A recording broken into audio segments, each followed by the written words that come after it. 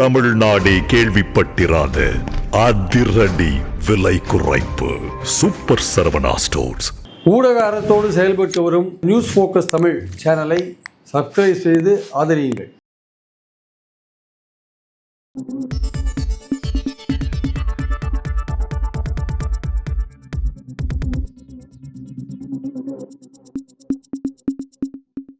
வணக்கம். வணக்கம் சார். மிகவும் எதிர்பார்க்கப்பட்ட விஜயினுடைய தமிழக வெற்றி கழகத்தினுடைய சிறப்பு பொதுக்குழு கூட்டம் நடந்து முடிஞ்சிருக்கு.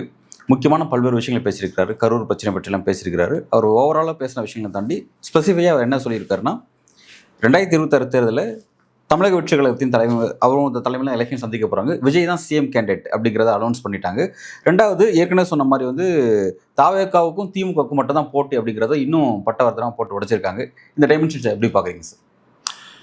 அதாவது விஜய் கரூர் சம்பவத்துக்கு அப்புறம் விஜய் ரொம்ப சோர்ந்து போயிட்டாரு, இல்லை தாவேக்கா சுணக்கமாயிடுச்சு, அது ஒன்றுமே வேகம் எடுக்காது அப்படின்னா ஒரு பேச்சு இருந்தபோது தன்னுடைய இருப்பை மீண்டும் தக்க வைத்துக் கொள்கிற விதமாக தான் இன்னும் ஒரு ஆக்டிவாக தான் இருக்கும்னு காமிக்கிற விதமாக ஒரு பொதுக்குழு அவர் நடத்தியிருக்கார். ஸோ அந்த கட்சி அவர் பின்னாடி சாலிடாக இருக்குது. அந்த கரூர் சம்பவம் அவங்க மத்தியில் எந்த விதமான பாதிப்பையும் ஏற்படுத்தலை. அவங்க விஜய் பின்னாடி சாலிடாக இருக்காங்கன்றதான் அடிப்படையான விஷயம். அந்த ரசிகர்கள் சாலிடாக இருக்காங்க, இப்போ அவங்க தொண்டர்களாக மாறி இருக்காங்கன்றது விஷயம். ஸோ ஆனால் மற்றவங்க தாவேக்காவை பார்த்த பார்வை வேறு, அதிமுக பார்த்த பார்வை என்னென்னா இது அவங்க பலவீனமாக இருக்காங்க, இந்த சமயத்தில் அவங்கள நம்ம பக்கம் இழுக்கிறதுக்கான வாய்ப்புகள் இருக்குதுன்னு அவங்க பலவிதமான இதை வலையை வீசி பார்த்தாங்க ஆக்சுவலாக. அதே மாதிரி திமுக தரப்புலேருந்து கொஞ்சம் தாவேக்கா பற்றின அட்டாக்கெல்லாம் கொஞ்சம் ஜாஸ்தியாச்சு அந்த கரூர் சம்பவத்தை தொடர்ந்து. அதே மாதிரி பல கட்சிகள் தாவேக்கா விமர்சனம் பண்ணுற விஷயங்கள்லாம் நடந்தது. ஆனால் அவர் தாவேக்காவை பொறுத்த மட்டும் அவங்க ரொம்ப தெளிவான ஒரு விஷயங்களை இந்த பொதுக்குழுவில் கையாண்டிருக்காங்கன்னு நான் நினைக்கிறேன். ஆக்சுவலாக குறிப்பாக கூட்டணி சம்மந்தப்பட்ட விஷயங்களை தெளிவாக கையாண்டிருக்காங்க. ஏன்னா அதிமுக கூட்டத்தில் தாவேக்கா கொடி ஆட்டும் போது உற்சாகமடைந்து எடப்பாடி என்ன சொன்னார், புள்ளையார் சுழி போட்டாச்சு கூட்டணிக்குன்னு சொன்னார். அது ஒரு பெரிய ஸ்டேட்மெண்ட் அது ஆக்சுவலாக. அப்போனா ஏதோ ஒரு பேச்சுவார்த்தை நடந்துருக்கு. அப்போ நடுவில் அமித்ஷா ஒரு இடத்துல என்ன சொன்னார், தாவேக்கா பற்றி கேட்டபோது அதை பற்றி ஆமான்னு சொல்லலை, இல்லைன்னு சொல்லலை, மறுக்கல. ஆனால் என்டிஏ கன்வென்ஷன் அப்போ அது என்னென்னா ஏதோ ஒரு பேச்சுவார்த்தை நடந்துட்டு இருக்கா அப்படின்ற மாதிரி யூகத்துக்கு கூட வழிவகுத்துது. ஸோ இந்த மாதிரி விஷயங்கள்லாம் இருக்கும்போது தாவேக்காலேருந்து மறுக்கலன்னு சொன்னபோது கொஞ்ச நாளைக்கு முன்னாடி ஆதவர்ஜன் என்ன சொன்னார், 1 மந்த்துக்கு முன்னாடி எங்களுக்கு என்ன ஸ்டாண்ட் இருந்தோ அதே ஸ்டாண்ட் அப்படின்னார். நிர்மல்குமார் சொன்னார் என்ன ஸ்டாண்ட் இருந்தோ அதே ஸ்டாண்டு தான் அப்படின்னார். அதாவது தாவேக்கா தான் திமுகவுக்கு போட்டி, முதல்வர் வேட்பாளர் விஜய் தான், எங்கள் தலைமையில் தான் கூட்டணின்றது தான் ஓல்டு ஸ்டாண்ட் அது ஆக்சுவலாக. அது அவர் சொன்னபோது கூட நிறைய விஜய் சொல்லட்டும் அப்படின்னாங்க அதிமுகலேருந்து நிறைய பேர். அதுக்கு நடுவில் விஜயை நோக்கி இவங்க உதயகுமார், ராஜேந்திர பாலாஜி எல்லாம் வாங்க, நாங்கள் பயிற்சி கொடுக்குறோம், பயிற்சி அடைஞ்சவங்க நாங்கள், எங்கள் கூட வந்தீங்கன்னா பரீட்சை எழுதலாம், ஒழுங்காக பரீட்சை எழுதலாம், அப்புறம் நீங்கள் இல்லாட்டி உங்களை திமுக அழிச்சிடும், திமுக அவங்களை பிடிச்சின்னு போயிடும், அவங்க அப்படி இப்படி பயமுறுத்தினாங்க. ஆனால் அதெல்லாம் பற்றி எதுவுமே கண்டுக்காத அவர் விஜய் பொதுக்குழு மூலமாக ஒரு விஷயத்தை பதில் சொல்லியிருக்கார். அதாவது மக்கள் விரும்பும் தமிழக முதல்வர்னு சொல்லிட்டு அவர் தலைமையில் தான் கூட்டணின்னு சொல்லிட்டு அதிகாரத்தில் பங்களிப்பு சொல்கிற விஷயங்கள்லாம் சொல்லிட்டு எங்களுக்கும் திமுகவுக்கும் போட்டின்றதை அவர் பேச்சிலையும் தெளிவுபடுத்திட்டார். நான் நினச்சேன் பேசும்போது கூட அவர் பொது தீர்மானத்துக்கு மாறாக ஏதாவது தேர்தல் நேரத்தில் நாங்கள் பார்த்து முடிவு செய்வோம்னு சொல்லுவார், பார்த்தா அது சொல்லவே இல்லை. அப்பவும் தெளிவாக என்ன சொல்ல, எங்களுக்கும் திமுகவுக்கும் போட்டின்றது மூலமாக தான் தான் முதன்மை சக்தி அப்படின்ற விஷயத்தை மீண்டும் வலியுறுத்துறார். அப்போ அவர் தெளிவாக இருக்கார் அப்படின்னு தெரிஞ்சு போச்சு. அவர் பாஜகவோட சேர மாட்டார்ன்றதில் தெளிவாக இருக்கார். பாஜக கொள்கை எதிரி, பாஜகவோட சேர மாட்டார். அதிமுகவுடைய ரூல்ட் அவுட் அப்படின்ற போது பாஜக பற்றி கேட்க வேண்டாம், பாஜக அந்த சைடு இருக்கிற சைடே திரும்ப மாட்டார். ஏன்னா இன்றைக்கி போட்ட தீர்மானத்தில் 2 தீர்மானம் ஒன்றிய அரசு பற்றி தான் போட்டிருக்காரு. ஆக்சுவலாக எஸ்ஐஆர் நிறுத்தணும் தான் அவர் போட்டிருக்காரு.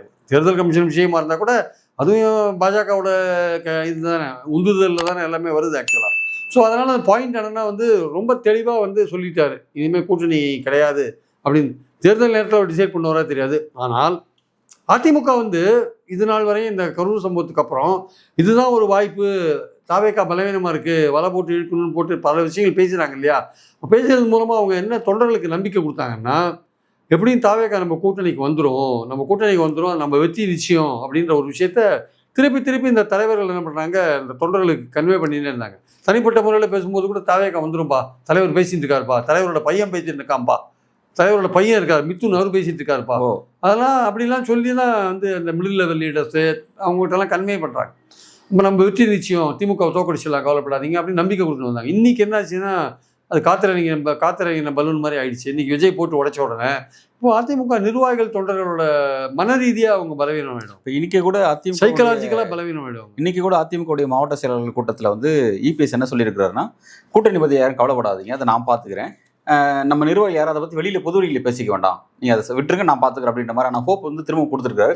அவர் அந்த கொடுக்குற அந்த ஹோப் இன்னும் குறையலன்ற மாதிரி தான் தெரியுது. இல்லை, அவருக்கு அந்த தவேகா பொதுக்குழு தீர்மானம் அவருக்கு சொல்லப்பட்டிருக்கும்ல, அந்த பேசுறதுக்கு முன்னாடி அவருக்கு மெசேஜ் போயிருக்கும் இல்லையா, அதனால வந்து இனிமேல் யாரும் பேச வேண்டாம்னு சொல்லியிருப்பார். அது அவருக்கு ஒரு ஏமாற்றம் தான். ஆக்சுவலாக எடப்பாடி பழனிசாமிக்கு கடுமையான ஏமாற்றம், அதிமுக தலைவர்களுக்கு கடுமையான ஏமாற்றம். ஏன்னா அவங்க தொண்டர்கள் அந்த மாதிரி தயார் பண்ணாங்க. இப்போ திடீர்னு விஜய் இப்படி பேசின உடனே அவங்களுக்கு வந்து உற்சாகம் இழந்து போகிற ஒரு நிலை ஆக்சுவலாக. ஏன்னா அவங்க பாஜகவோட சேர்ந்துட்டு திமுக அணியை வந்து வெற்றி பெறதுக்கான வாய்ப்பே கிடையாது. அந்த கூட்டணியில் இன்னும் யாரும் சேரவே இல்லை. அதனால் பாஜகவுக்கு இங்கே எதிர்மறையான ஓட்டுகள் நிறைய இருக்குது, எதிர்மறையான ஓட்டுகள் இருக்குது. அதிமுகவே பலவீனமாக இருக்குது. அதிமுகவே பலவீனமாக இருக்கும்போது இப்போது அதிமுகவுக்கு எதிராக இருக்கிறாங்கல்ல, யார், ஓபிஎஸ், தினகரன், செங்கோட்டையன், இவங்கெல்லாம் போய் விஜய்கிட்ட சேர்றதுக்கான வாய்ப்பு இருக்குது. அவங்க போய் சேரும்போது அதிமுக ஓட்டை தான் அவங்க எடுப்பாங்க.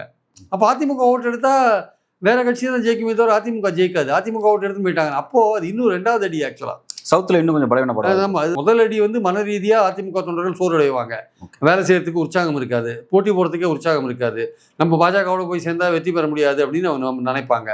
அடுத்தது வந்து அந்த எதிர்கூட்டணி தனியாக விஜய் இருந்தாருன்னா அதில் போய் ஓபிஎஸ் தினகரெல்லாம் போய் சேர்ந்தாங்கன்னா, சசிகலான்னு சேர்ந்தாங்கன்னா, அது இன்னும் பலமாகி பல தொகுதிகளில் அதிமுகவை தோற்கடிக்கிறதுக்கான ஒரு ஸ்பாயிலராக மாறிடும். ஆக்சுவலாக அது வந்து இன்னும் ஒரு அதிர்ச்சி, பேரதிர்ச்சி, 2வது அதிர்ச்சி ஆக்சுவலாக. ஸோ அதுதான் வந்து இப்போ எடப்பாடி பழனிசாமிக்கு கவலை கொடுக்குற ஒரு விஷயமா இருக்கும். ஆக்சுவலாக அதெல்லாம் அவங்க வெளியில் காட்ட மாட்டாங்க, ஏன்னா இது வந்து முக்கியமான விஷயம். ஆனால் தொண்டர்கள் பற்றிய பார்வையில் இப்போ இனிமேல் அவங்களுக்கு நம்பிக்கை எழுந்துருவாங்க. நம்ம இதே மாதிரி போனால் நமக்கு வந்து வெற்றி கிடையாது. பாமக சேர்ந்தா கூட, ஈவன் பாமகவே இப்போ அதிமுக பாஜக கூட்டணியில் சேர்ந்தா கூட அது வெற்றி பெறத்துக்கான வாய்ப்புகள் ரொம்ப ரொம்ப குறைவு. அதுலேயே நிறைய பிரச்சனை இருக்குது, 2 ஃபேக்டர் இருக்குது. ஆமாம், அதுவே 2 ஃபேக்டர் இருக்குது. அதுலேயே ஓட்டு பிரியும், பாமகலேயே ஓட்டு பிரியும். அதனால் அதுவும் வந்து பெரிய அளவுக்கு வெற்றிக்கான கை கொடுக்காது. ஸோ இனிமேல் ஏதாவது மேஜர் ஷிஃப்ட் நடந்தால் தான் உண்டு. டிசம்பர் ஜனவரி மாதம் ஏதாவது மேஜராக ஏதாவது மனமாற்றம் வந்து ஏதாவது திமுக ஆட்சி அகற்றியே தீரணும்னு விஜய் நம்மளால் முடியாது, சேர்ந்தாதான் கூட்டி சேர்ந்தால் தான் முடியும்னு ஏதாவது தீர்மானத்துக்கு வந்தாருன்னா அப்போ தான் இது சாத்தியமாகும். அப்பவும் பல கண்டிஷன்ஸ் பேரில் தான் சாத்தியமாகும். நாங்கள் முதல்வர் கேண்டிடேட்டாக 2 வருஷம் இருப்போம், எங்களுக்கு 80 இடங்கள் கொடுக்கணும், இதுக்கெல்லாம் அதிமுக ஒத்துக்குமா தான் தெரியாது. அதனால் தற்காலிகமாக வந்து இது வந்து தற்காலிகம்னு சொல்கிறத விட இதுவே கூட இறுதி முடிவாக கூட இருக்கலாம், சொல்ல முடியாது. அதனால் அதிமுகவுக்கு கதவு மூடப்பட்டு விட்டது, அவ்வளோதான். அவங்க ஏற்கனவே வந்து ஒரு டேக் ஒன்று வச்சிருக்காங்க, மக்களை சந்திக்கும் ஒரு டேக் வச்சிருக்காங்க, மக்கள் விரும்பும் முதல்வர் வேட்பாளர் விஜய் அப்படிங்கிறதான் வந்து ஒரு டேக். இந்த டேக்ல தான் வந்து அவங்களோட எல்லா எலெக்ஷன் ஒர்க்கும் செய்யறாங்க. அவங்க தான் அதான் தாரக மந்திரம் வச்சிருக்காங்க. அப்படி இருக்கும்போது நாளைக்கு அதை எப்படி காம்ப்ரமைஸ் பண்ணிட்டு போவாங்க அப்படிங்கிற மாட்டாங்கன்னு சொல்றேன். அப்படி வந்தா 2 வருஷம் நாங்கள் சீஃப் மினிஸ்டர் ஒரு விஷயத்தை வைப்பாங்க. ஓகே, நாங்கள் 2 வருஷம் இருக்கோம், நீங்கள் 2 வருஷம் இருங்க, எங்களுக்கு 80 இடம் கொடுங்கன்னு கேட்பாங்க. அதெல்லாம் வந்து அதிமுகவில் கொடுக்க முடியாது. கொடுத்தா அந்த கட்சி இன்னும் மோசமாக போயிடும் ஆக்சுவலாக. அதனால அவங்க வேற வழி இல்லை. இதுமே தமிழ்நாடு பாலிடிக்ஸ் வந்து 4 முனை போட்டிக்கு தயாராகிட்டு நம்ம பார்க்கணும். ஆக்சுவலாக வந்து இப்போ இன்னைக்கு நடந்த அந்த டெவலப்மெண்ட் அப்படிங்கிறது வந்து அதிமுக மட்டும் ஒரு மெசேஜ் கிடையாது, பாஜகவுக்கும் ஒரு மெசேஜ், குறிப்பாக அமித்ஷாக்கும் ஒரு மெசேஜ்னே பார்க்கலாமா? அது அமித்ஷாக்கும் ஒரு மெசேஜ் தான். அவங்களும் வந்து பாஜகன்னு நினைக்கிறாங்க, எப்படியாவது அதிமுக வந்து நம்மளை விஜய் வந்து நம்ம கூட்டணிக்கு அவங்களை கூட்டு வந்துருவாங்கன்னு நினைக்கிறாங்க. ஆனால் இன்னும் அவங்கள கொள்கை எதிரின்னு சொன்னார், நீங்கள் எத்தனை வருஷம் போட்டு வந்தாலும் எடுபடாதுன்னு பேசினார். அதெல்லாம் சொன்னால் அதெல்லாம் இருக்கட்டும் சார், தேர்தல்ன்றது வேறு, எப்படியும் கூட்டணின்றது வேறு, கொள்கைன்றது வேறு, அதனால் வந்துடுவார் அப்படின்னு சொன்னாங்க. பட் ஆனால் விஜய் வந்து அந்த விஷயத்தில் ரொம்ப தெளிவாக அதிமுகவுக்கே நோ சொல்லும்போது அவர் பாஜகவை பற்றி கேள்வியே கேட்க முடியாதுன்னு நினைக்கிறேன் விஜய்கிட்ட. அது பாஜக சைடு அவர் போகிறதுக்கான வாய்ப்பே இல்லை. ஆனால் இன்னும் சில பேர் என்ன சொல்கிறாங்க, இப்போ பாஜக விடாது, எப்படியும் சிபிஐ என்கொயரி போன்ற விஷயங்கள் மூலமாக விஜய் எப்படியாவது வழி கொண்டு வந்துருவாங்க அப்படின்னாங்க.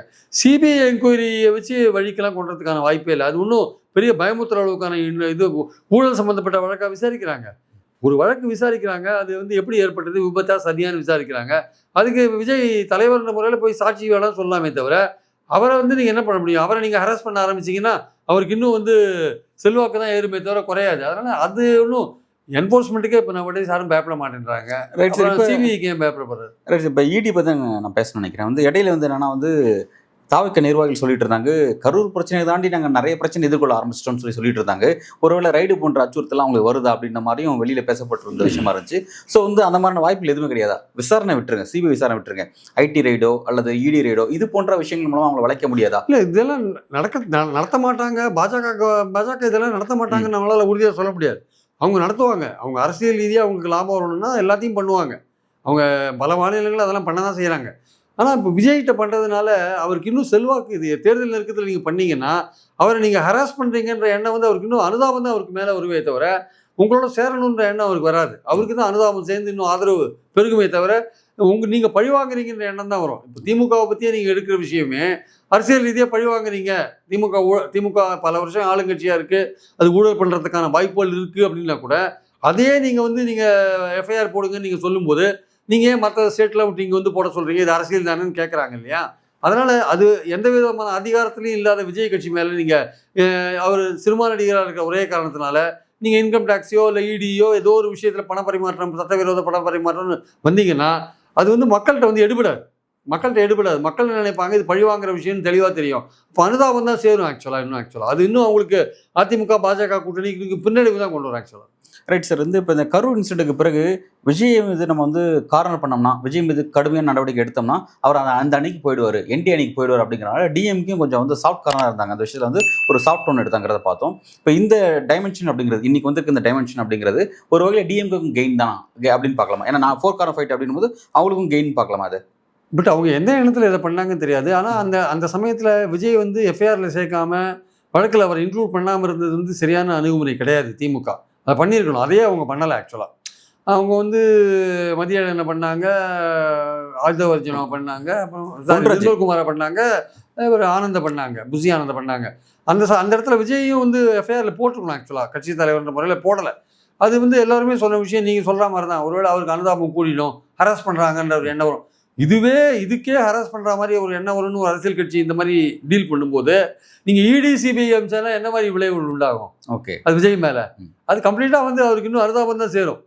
திமுக வந்து யோசிக்குது, ஒரு வழக்கை பதிவு பண்ணுறதுக்கே யோசிக்குது அப்படின்னா நீங்கள் ஏஜென்சியை உள்ள அமிச்சிங்கன்னா சோதனைக்கு அது வேறு மாதிரி விளைவுகளை தான் கவுண்டர் ப்ரொடக்டிவ்னுவாங்க. அது மாதிரி எதிர்மறையான விளைவு தான் உங்களுக்கு ஏற்படுத்தும் பாஜகவுக்கு. ஆனால் திமுக அந்த ஐடியாவில் பண்ணிட்டுன்னா அது பண்ணிடக்கூடாது. ஆக்சுவலாக வந்து விஜய் மேலே வழக்கு பதிவு பண்ணியிருக்கணும், பண்ணாத விட்டாங்க. இப்போ நாளைக்கு சிபிஐ விஜய் வந்து விசாரிக்கலை வச்சுக்கோங்க, அது தவறான ஒரு விஷயம்.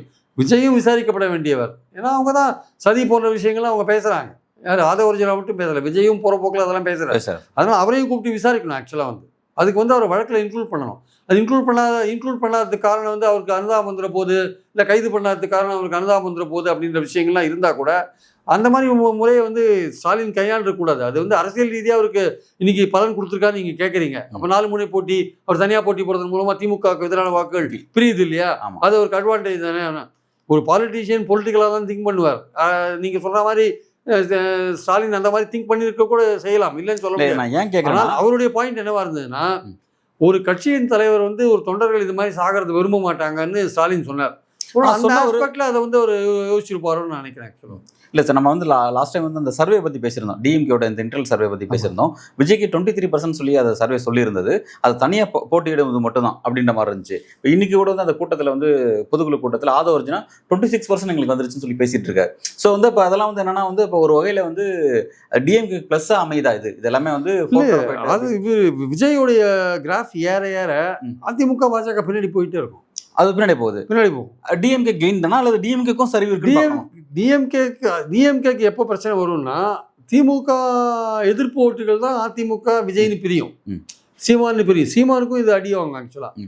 சரி, பிரியும். அப்படி பிரியும் போது அதிமுக போகிற ஓட்டுகள் பிரியும் போது அதிமுக தோக்கடிக்கிறதுக்கான வாய்ப்பு. இது ஒரு பக்கம் இருக்க, விஜய் ஒரு பக்கம் திமுக எதிர்ப்பு ஓட்டுகள் எடுக்க, அதிமுக ஆதரவு ஓட்டுக்களை ஓபிஎஸ் தினகரன் தள்ளின்னு போயிட்டாங்கன்னா அது இன்னொரு பேரிடியாச்சு அது. ஸோ மத்தளத்துக்கு 2 பக்கம் இடின்ற மாதிரி எடப்பாடிக்கு 2 இடி இருக்கு ஆக்சுவலாக. ஓகே, ஒன்று திமுக எதிர்ப்பு ஓட்ட விஜய் காலி பண்ணுறாரு, அதிமுக ஆதரவு ஓட்ட தினகரன் ஓபிஎஸ் செங்கோட்டையன் காலி பண்ணுறாங்க. ஸோ இபிஎஸ் என்கிற மத்தளத்துக்கு 2 பக்கமும் இடியாக இருக்குது ஆக்சுவலாக. ஸோ இந்த விஷயத்தில் அவங்க ஆனால் திமுகவுக்கு வந்து என்ன பிரச்சனை வரும்னா, இவர் பாஜக எதிர்ப்பு ரோலை ரொம்ப தெளிவாக எடுத்தார் வச்சுக்கோங்க. விஜய் பாஜக எதிர்ப்பு ரோலை ரொம்ப தெளிவாக எடுக்கிறார் எலெக்ஷன் நெருக்கத்தில்னா, அப்போது அந்த மைனாரிட்டி ஓட்டு கொஞ்சம் திமுகவுக்கு போகிற மைனாரிட்டி ஓட்டை முழுசாக எடுக்க முடியாது, ஓரளவுக்கு எடுக்கிறதுக்கான வாய்ப்பு இருக்கு. அதனால் அதே சமயம் தனியாக நின்னாங்கன்னா இவர் பக்கம் சில கட்சிகள் வரதுக்கான வாய்ப்பு இருக்குது. தேமுதிக போன்ற கட்சிகள் யோசிச்சு மறுபடியும் இவர்கிட்ட போகிறதுக்கான வாய்ப்புகள், இல்லை வேறு புதிய தமிழகம் போன்ற கட்சிகள் வரதுக்கான வாய்ப்புகள். ஏன் திமுக கூட்டணியிலேயே ஏதாவது இடப்பற்றாக்குறை அது இது கடைசி நேரத்தில் ஒரு பெரிய பிரச்சனை வந்துருச்சு, நான் 20 தொகுதி கேட்டேன், நீங்கள் 8 தொகுதி தான் கொடுத்தீங்க, ஏதோ ஒன்று இருந்தது, மதிமுகவிலேயே நிறைய தொகுதி கொடுக்கல, ஏதோ ஒரு பிரச்சனை வந்து வச்சுக்கோங்க, அவங்களுக்கு போகிறதுக்கு ஒரு இடம் இருக்குது. ஓகே, அவங்க பாஜக அதிமுகவை விட விஜயை ப்ரிஃபர் பண்ணுவாங்க. ஆனால் விஜய் முதல்வர் கேண்டிடேட்டாக ஏற்றுக்கணும். ம். அவங்க அதை பற்றி கவலைப்பட மாட்டாங்க. விஜய் ஏற்றுக்கலாம். அவங்க வின் பண்ணுறதுன்னா ஒரு விஜய் மாதிரி ஒரு பாப்புலரான நடிகர் இருக்கிற இடத்துல நிச்சயமாக நம்ம வந்து ஓட்டு வாங்க முடியும்னு நம்புவாங்க. அதனால் அங்கே போகிறதுக்கான இடம் இருக்குது. ஸோ அதனால் அவருடைய அந்த கதவு திறந்தே தான் இருக்குது. அது வந்து பல கட்சிகளுக்கு ஒரு வாய்ப்பாக அமையும். ஆக்சுவலாக விஜய் கதவு திறந்து வச்சிருக்குது. ஓகே சார், இப்போ வந்து இன்னைக்கு நடந்த தாவேக்காவுடைய இந்த நிகழ்ச்சி அப்படிங்கிறது எடப்பாடி பழனிசாமிக்கு ஒரு வலிமையான மெசேஜ் கொடுத்துருக்கு. இப்போ இந்த மெசேஜ் மூலமா தன்னுடைய கடந்த கால படிப்பினைகளை சரி செஞ்சுக்குவாரா? ஏன்னா வந்து ரிபல்ஸ் ஃபேக்டரி வெளியே போனால் அதை பற்றி கவலைப்படாமலே இருந்தார்.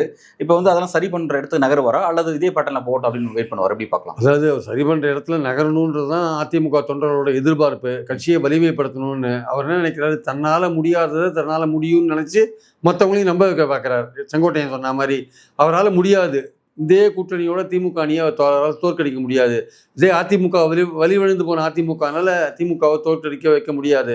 ஸோ அதனால் தன்னை வலிமைப்படுத்தக்கூடிய அவர் வலிமைப்படுத்தி கொள்ள வேண்டிய அவசியம் இருக்குது. ஆனால் அவர் ரொம்ப தெளிவாக இருக்கார். இவங்களை நான் சேர்க்கவே மாட்டேன்றார். ஓபிஎஸ் சசிகலாவெல்லாம் செங்கோட்டையனை கூட சேர்க்க மாட்டார். சேர்க்கறதுக்கான வாய்ப்பு. ஏன்னா அவருக்கு என்னென்னா இவங்களை சேர்த்தா அவருடைய தலைமை பதவிக்கு ஆபத்து வரும்னு அவர் நினைக்கிறார். அதனால் கட்சியை தன் பிடியில் வைத்துக் கொள்ளணும்னா இவங்களால சேர்க்கக்கூடாதுன்னு நினைக்கிறார். வலிமையற்று போனாலும் பரவாயில்ல, கட்சி பலவீனமாக இருந்தாலும் பரவாயில்ல, தன் தலைமையில் இருக்கணும்னு நினைக்கிறார். அதனால் வந்து அவருக்கு இந்த தேர்தல் ஒரு பாடத்தை கற்பித்தால்தான் அவர் தன்னை திருத்திக் கொள்வார். ஸோ அந்த பாடத்தை யார் கற்பிக்க போகிறாங்களோ அது பார்க்கணும். இப்போ தேர்தல் வரையும் பொறுத்திருந்து பார்க்கணும். ஒரு தினகரன், ஓபிஎஸ், செங்கோட்டையன் போன்றவர்கள்லாம் விஜய் போன்றவர்கள், விஜய் தனியாக நின்று அவரோட இணைந்து இவருக்கு ஒரு பாடத்தை கற்பிக்கிறாங்களான்றதை பொறுத்து இருந்தால் பார்க்கலாம். அந்த ஒரு தோல்வி, இன்னொரு தோல்வி தான் வந்து இந்த தோல்வி, வரப்போகிற தோல்வி, சப்போஸ் வரப்போகிற எலெக்ஷன் அவர் தோல்வி அடைஞ்சாருன்னா அதுக்கப்புறமா அதிமுக தொண்டர்கள் அவர் பின்னாடி போகிறதுக்கான வாய்ப்பே இல்லை. இதுதான் கடைசி அவருக்கு ஆக்சுவலாக. ஸோ எடப்பாடி பழனிசாமியை பொறுத்த மட்டும் இது வந்து டூ ஆர் டை எலெக்ஷனாக இருக்குது. இன்னும் அவர் தோத்தாருன்னா அவர் பின்னாடி இருக்க மாட்டாங்க. ரிவோல்ட்டு, புரட்சியை எதிர்த்து குரல் கொடுப்பாங்க. ஏன்னா வந்து தொடர்ந்து எத்தனை தோல்வி அவங்க பார்த்துட்டு இருப்பாங்க. அதனால் இந்த தேர்தல் வந்து முக்கியமான தேர்தல். அவருக்கும் முதல்வர் கனவு இருக்கிற தேர்தல். அவர் எல்லோரையும் அரவணைத்து கொண்டு போக வேண்டிய தேர்தல். ஸோ அவருக்கு வயசாக திங்க் பண்ணார்னா, ஒரு புத்திசாலித்தனமாக திங்க் பண்ணார்னா, இந்த நேரத்தில் எல்லாரையும் சமாதானப்படுத்திட்டு கட்சியை வந்து ஸ்ட்ரென்தன் பண்ணுவார். இல்லை நான் வந்து ஈகோ பார்த்துட்டு யாரையும் சேர்க்க மாட்டேன்னு இருந்தார்னா அவர் தோல்வியை நோக்கி அவர் பயணத்தை தொடருவார். நல்ல சார், தமிழக அரசு எதை நோக்கி நகருதுங்கிறது பொறுத்திருந்து பார்க்கலாம். நன்றி. நன்றி சார்.